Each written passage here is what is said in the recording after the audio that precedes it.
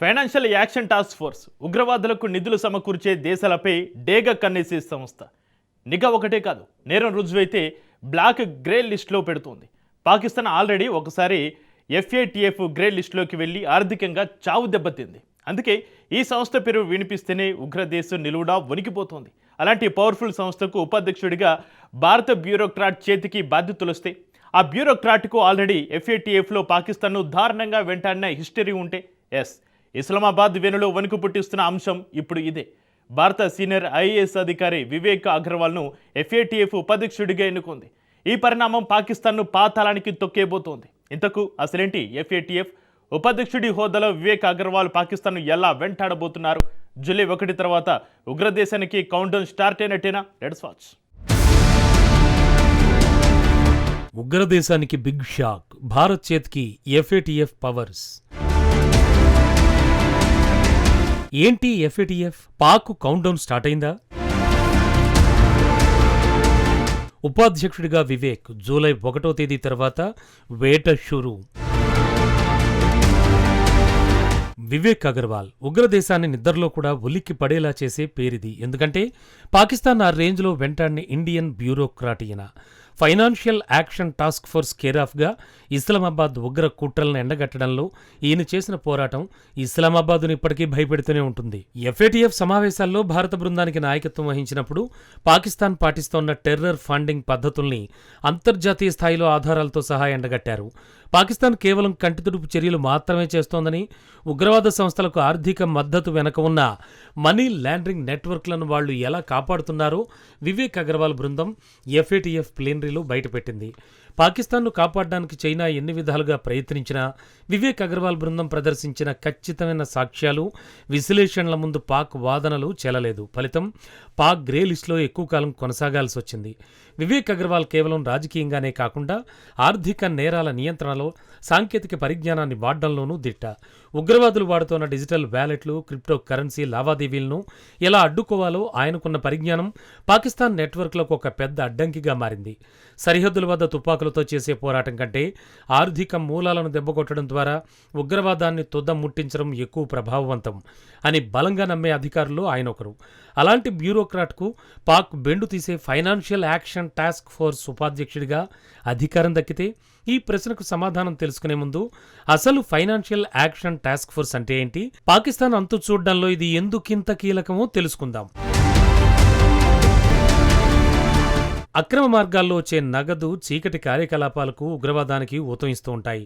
చాలా వెనకబడ్డ దేశాలు, అవినీతి పెరిగిపోయిన దేశాల్లో బ్యాంకింగ్, ఆర్థిక వ్యవస్థలు వీటికి ఊతం ఇచ్చే విధంగా ఉంటాయి. ఇటువంటి పనులను నిరోధించడానికే ఈ ఫైనాన్షియల్ యాక్షన్ టాస్క్ ఫోర్స్ని ఏర్పాటు చేశారు. ఇది ఐక్యరాజ్యసమితి అనుబంధ విభాగం కాదు. ప్యారిస్ కేంద్రంగా G7 దేశాలు, యూరోపియన్ కమిషన్ కలిసి 1989లో ప్రారంభించాయి.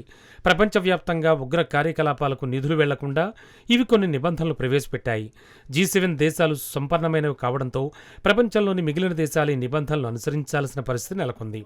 వీటి అమలు, నిర్వహణ లోపాలకు ఆయా దేశాలు బాధ్యత స్వీకరించేలా చేయడం FATF విధి. పాక్పై గతంలో అలాగే చర్యలు తీసుకున్నాయి. 2018లో పాకిస్తాన్ ఉగ్రవాదులకు పెద్ద ఎత్తున నిధులు అందించిందన్న కారణంతో గ్రే లిస్టులో చేర్చింది. ఈ కారణంగా పాకిస్తాన్కి ఎవరూ కూడా రుణాలు అందించలేదు. IMF, ప్రపంచ bank, Asian development bank, European union సంస్థలు పాకిస్తాన్కు లోన్ ఇవ్వలేదు. పాకిస్తాన్ 2022 వరకు గ్రే లిస్టులో ఉంది. గ్రే లిస్టులో ఉండడం వల్ల పాకిస్తాన్ ఏటా $10 బిలియన్ మేర నష్టపోవాల్సి వచ్చింది. మన కరెన్సీలో చూసుకుంటే ఈ నష్టం విలువ 75,000 కోట్లు. ఇక 2022 ఫిబ్రవరి నాటికి పాక్ మొత్తంగా 3 లక్షల కోట్లు నష్టపోయింది. ఉగ్రదేశానికి ఈ పరిస్థితి రావడానికి కారణం వివేక్ అగర్వాల్ దౌత్య పోరాటమే. కేవలం భారత్ తరపున పోరాడినందుకే పాకిస్తాన్ ఆ రేంజ్లో వేటాడారాయన. అలాంటిది ఫైనాన్షియల్ యాక్షన్ టాస్క్ ఫోర్స్కు ఉపాధ్యక్షుడిగా ఇంకెంత వేటాడతారు? 2026-27 కాలానికి FATF వివేక్ అగర్వాల్ను ఉపాధ్యక్షుడిగా ఎన్నుకుంది. FATF ప్లీనరీ సమావేశంలో సభ్య దేశాలు వివేక్ను ఉపాధ్యక్షుడిగా ఎన్నుకున్నాయి. FATF అధ్యక్షుడితో కలిసి సంస్థ వ్యవహారాలను నిర్వహించడంతో పాటు దాని లక్ష్యాలను ముందుకు తీసుకెళ్లడంలో కీలక పాత్ర పోషిస్తారు. 2026 జూలై 1 నుంచి బాధ్యతలు చేపడతారు. 2025 జూలై 1 నుంచి FATF ఉపాధ్యక్షుడిగా పనిచేస్తోన్న గైల్స్ థామ్సన్ స్థానంలో వివేక్ అగర్వాల్ బాధ్యతలు చేపడతారు. వివేక్ అగర్వాల్ ప్రస్తుతం భారత ప్రభుత్వ సాంస్కృతిక మంత్రిత్వ శాఖలో కార్యదర్శిగా ఉన్నారు. వివేక్ మధ్యప్రదేశ్ కేడర్కు చెందిన 1994 బ్యాచ్ ఐఏఎస్ అధికారి. ఇంతకు ముందే చెప్పుకున్నట్టుగా గతంలో ఎఫ్ఏటిఎఫ్కు భారత ప్రతినిధి బృందానికి నాయకత్వం వహించారు. తన నియామకంపై వ్యాఖ్యానిస్తూ మనీ లాండరింగ్, ఉగ్రవాదానికి నిధుల సమీకరణను ఎదుర్కోవడంలో భారత్ సమష్టి కృషికి, దాని పటిష్టమైన యంత్రాంగాలకు లభించిన అంతర్జాతీయ గుర్తింపునకు ఈ గౌరవం ప్రతీక అని వివేక్ అగర్వాల్ అన్నారు. ఈ కొత్త బాధ్యత పట్ల తాను ఉత్సాహంగా ఉన్నానని తెలిపారు. మరి పాకిస్తాన్ విషయంలో వివేక్ యాక్షన్ ఎలా ఉండబోతోంది? భారత సీనియర్ ఐఏఎస్ అధికారి Vivek Agarwal global financial watchdog vice ప్రెసిడెంట్గా ఎన్నిక కావడం కేవలం భారత కీర్తిని పెంచడమే కాదు, సరిహద్దు అవతల ఉగ్రవాదాన్ని పెంచి పోషిస్తూ ఆర్థిక అవకతవకలకు పాల్పడే పాకిస్తాన్కు గట్టి ముక్కుతాడు వేయడానికి, దాని ఆర్థిక మూలాల్ని దెబ్బకొట్టడానికి భారత్కు దొరికిన ఒక అత్యంత శక్తివంతమైన అస్త్రం. ఎందుకంటే ఎఫ్ఏటిఎఫ్ ఉపాధ్యక్ష హోదా అనేది సంస్థ వ్యూహాత్మక నిర్ణయాలు, విధానాల రూపకల్పన, సభ్య దేశాల సమీక్షలలో అత్యంత కీలక పాత్ర పోషిస్తుంది. ఈ స్థానంలో భారత ప్రతినిధి కూర్చోవడం పాకిస్తాన్కు అతిపెద్ద పీడకలలా మారనుంది. పాకిస్తాన్ చాన్నాళ్లుగా లష్కర్-ఎ-తయ్యబా, జైషే మహమ్మద్ వంటి ఉగ్రవాద సంస్థలకు నిధులు అందిస్తుండడంపై అంతర్జాతీయ సమాజం కళ్లు గప్పుతూ వస్తోంది. గతంలో ఎఫ్ఏటిఎఫ్ గ్రే లిస్ట్ నుంచి బయటపడడానికి పాక్ ఎన్నో డ్రామాలు కూడా ఆడింది. ఇప్పుడు ఎఫ్ఏటిఎఫ్ లీడర్షిప్లో భారత్ ఉండడం వల్ల ఆ నాటకాలు కుదరవు. ఎందుకంటే ఈ హోదాలో పాకిస్తాన్ భూభాగం నుంచి సాగుతోన్న టెర్రర్ ఫండింగ్ నెట్వర్క్లను అంతర్జాతీయ వేదికపై ఆధారాలతో సహా ఎండగట్టడం భారత్కు మరింత సులువవుతుంది. ఉగ్రవాదుల ఆస్తుల జప్తు, నిధుల సరఫరా నిలిపివేతపై ఎఫ్ఏటిఎఫ్ నిబంధనలను పాక్ ఖచ్చితంగా అమలు చేసేలా ఒత్తిడి పెంచడానికి అవకాశం దొరుకుతుంది.